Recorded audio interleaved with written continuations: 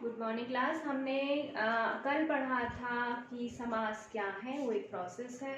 और उसमें जो है हमने पढ़ा था कि जो शब्दों को कम करने की प्रक्रिया है वो समास कहलाती है। शब्दों को वापस से अलग करना समास विग्रह कहलाता है। उसमें कौन सा पद प्रधान है या शब्द प्रधान है, तो उसमें पूर्व पद है यानी पहला वाला पद या पहला शब्द, और उत्तर पद यानी बाद वाला शब्द या पद। ठीक है। हमने एक चीज़ पढ़ी थी कि जो शब्दों को हम दो प्रक्रियाएं हैं कम करने की, एक तो हम शब्द हटा दें, दूसरा हम उनको पास पास ला करके जो संधि वाली प्रक्रिया है उसके द्वारा हम पुराने शब्दों से नया शब्द बनाते। आज हम जो है इस वीडियो में अव्ययीभाव समास, द्वंद्व समास और तत्पुरुष समास के बारे में पढ़ेंगे। बेटा हम जो समास में आपके सबसे पहले समास पढ़ेंगे वो है अव्ययीभाव समास। ठीक है। और इस समास को पहचानने का क्या तरीका है या इसमें क्या होता है कि जिसकी वजह से आप उसको पहचान सकते हैं, उसमें ये है कि इस समास का सबसे पहली बात तो जो पहला पद होता है वो प्रधान होता है। पहला पद जो होता है वो मेन होता है, जिससे आप उसको पहचान सकते हैं। और जब वो पूरा समस्त पद बन जाता है उस प्रक्रिया के द्वारा, तो वो एक अव्यय शब्द होता है। और अव्यय शब्द कौन से होते हैं? जिनका कुछ भी व्यय नहीं होता। व्यय मतलब खर्च ना हो, यानी आपको अगर किसी ने 10 रुपए दिए और आपने उसको अपनी पॉकेट में रख लिया, आपने उसमें से कुछ नहीं खरीदा, तो वो क्या है? वो खर्च नहीं हुआ, वो 10 रुपए ही रहेंगे। ठीक है। तो ये वो शब्द होते हैं जिन पर जो है लिंग, वचन, काल या कारक की वजह से कोई भी प्रभाव नहीं पड़ता। ना तो वो स्त्रीलिंग हो सकते हैं, ना वो पुल्लिंग में बदले जा सकते हैं, ना वो काल की वजह से चेंज होंगे कि वो भूतकाल में हो तो अलग रूप कर लें, भविष्य में तो अलग कर लें, वर्तमान काल में अलग रूप ले लें।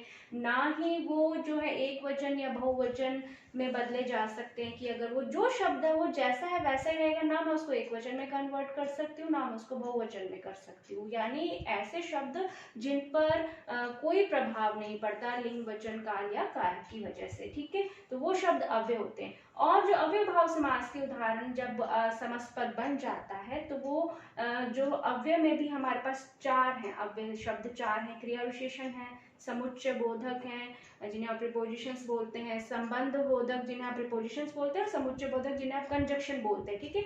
और विस्मय आदि बोधक। ठीक है। और क्रिया विशेषण जिन्हें आप एडवर्ब बोलते हैं। ठीक है।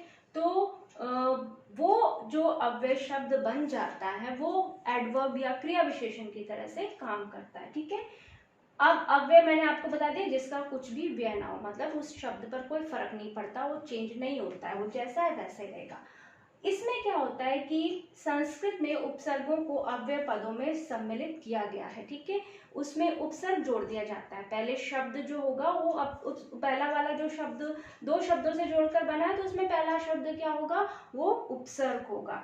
इसलिए उपसर्गों से बने शब्द भी अव्ययभाव समास होते हैं, क्योंकि संस्कृत में उपसर्गों को अव्यय में शामिल किया गया, यानी उनका भी कुछ नहीं बिगड़ता है। ठीक है। वो अव्यय शब्द की तरह होते हैं। इसलिए जो संस्कृत में उपसर्ग हैं, उपसर्ग कौन से होते हैं? जो किसी शब्द के आगे जुड़ करके नया शब्द बनाते हैं। ठीक है। उपसर्ग जो होते हैं वो शब्दांश होते हैं, शब्द नहीं होते, शब्द का टुकड़ा होते हैं। और संस्कृत में उनको उपसर्ग अव्ययों में शामिल किया हुआ है। ठीक है। तो वो उससे बने शब्द भी अव्ययभाव समास होते हैं। जैसे प्रतिदिन, अब दिन तो संज्ञा शब्द है, प्रति उसमें उपसर्ग लगा हुआ है। यथा संभव, तो यथा क्या है? वो उपसर्ग है। निडर में नि उपसर्ग है। ठीक है। बखूबी में ब उपसर्ग है। भरपेट में भर। ठीक है। अब प्रति, यथा, नि, ब और भर, यह सभी उपसर्ग हैं। उपसर्ग शब्द नहीं होते, शब्दांश होते हैं। ये मैंने आपको क्लियर कर दिया कि वो शब्द नहीं होते, शब्द का टुकड़ा होते हैं। ठीक है। क्योंकि शब्द तो अपना पूरा अर्थ देता है, ये शब्दांश होते हैं। दरअसल समास में उपसर्ग अर्थ की दृष्टि से वही महत्वपूर्ण भूमिका निभाता है जो एक स्वतंत्र शब्द निभाता है। यानी जैसे एक स्वतंत्र शब्द का अर्थ होता है, वैसे ही समास में जो उपसर्ग है वो एक स्वतंत्र शब्द की तरह से अर्थ की दृष्टि से उनकी इंपॉर्टेंस होती है, उनका जो रोल होता है। ठीक है। तो इनको हम कैसे पहचानते हैं अव्ययभाव समास का? कि पहला जो शब्द होगा वो अव्यय होगा। अव्यय होगा। अव्यय, संस्कृत में उपसर्गों को अव्यय में शामिल किया गया है। तो आप पहचान सकते हैं कि जिन शब्दों के आगे प्रति, यथा, भर, ब, आ, ठीक है, अ या फिर ब या बे, इस तरह से लगा हुआ है, वो सारे अव्यय भाव समास का उदाहरण होंगे। यथा, आप इनको वैसे नहीं याद रख सकते, तो इस तरह से आप याद रखना कि इनमें ये उपसर्ग जुड़े हुए होंगे। बेटा एक तो मैंने आपको बताया कि अव्यय भाव समास में जो है उपसर्ग जुड़े होते हैं, और पहला जो शब्द होता है वो प्रधान होता है, जिससे आप उसको पहचान सकते हैं। और मैंने आपको बता दिया कि अक्सर प्रति, यथा, बे, और ये जो मैंने आपको उपसर्ग बताए हैं, निर है या फिर नी है या फिर अ है या आ है या फिर आपका भर है, ये उपसर्ग जुड़े होंगे। यथा है जिससे आप उसको पहचान सकते हैं, ठीक है।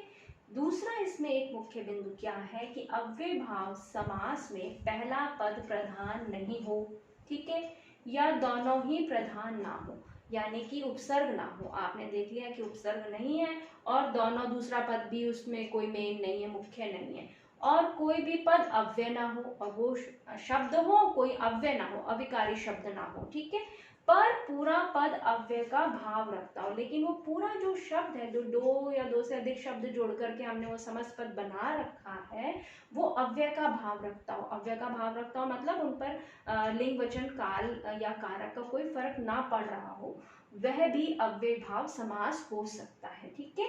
जैसे हाथों हाथ, अब वैसे देखा जाए तो हाथ हाथ ये तो संज्ञा है, दिन भी संज्ञा है, पल भी है, ठीक है, एक भी विशेषण की तरह आ जाता है, नंबर एक, ठीक है।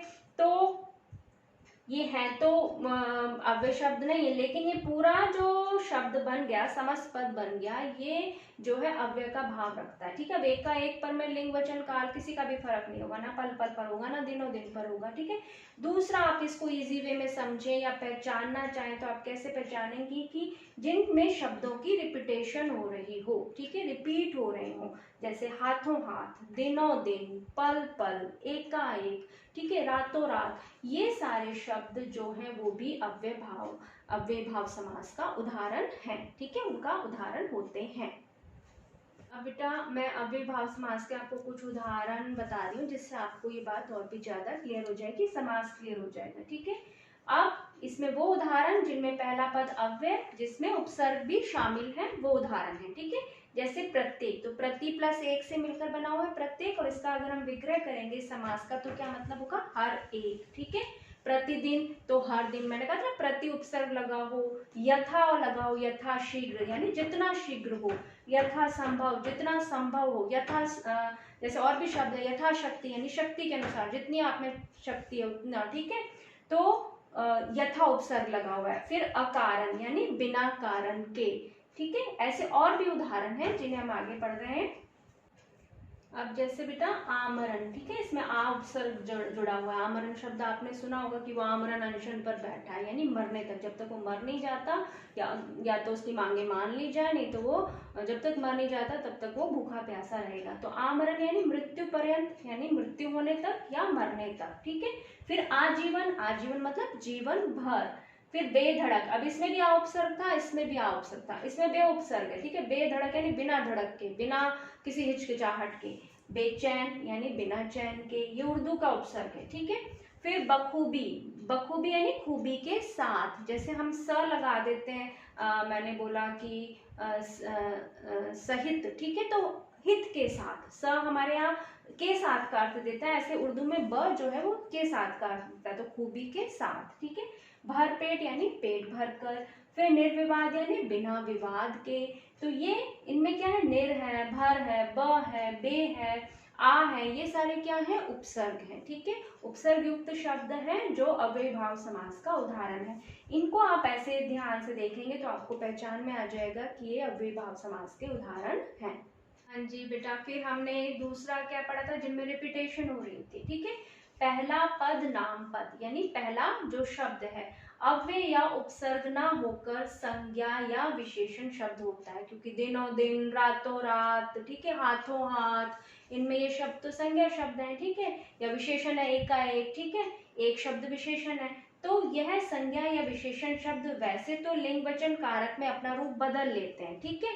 दिन का दिनों हो सकता है, ठीक है, रात का रातों हो सकता है, बदल जाएगा वो, ठीक है।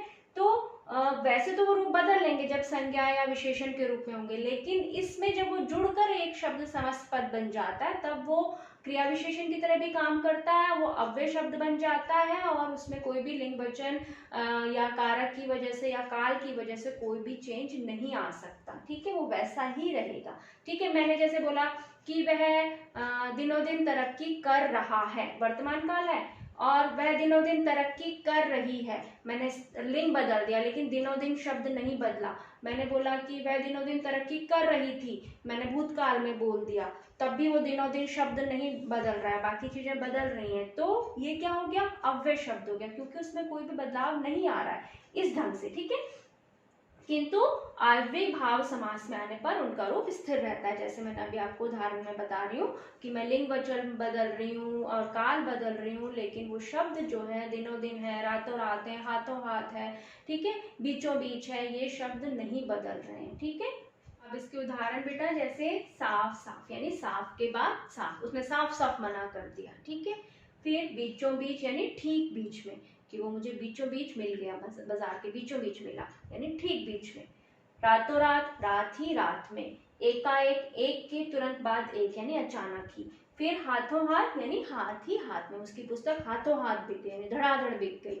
तो ये जो है रिपीटेशन हो रही होती है, ये शब्द हालांकि होते संज्ञा या विशेषण है, लेकिन जब ये इस तरह से आ जाते हैं समस्त पद की तरह से, तब ये अव्यय की तरह से काम करते हैं और इन पर लिंग वचन काल या कारक का कोई भी फर्क नहीं पड़ता।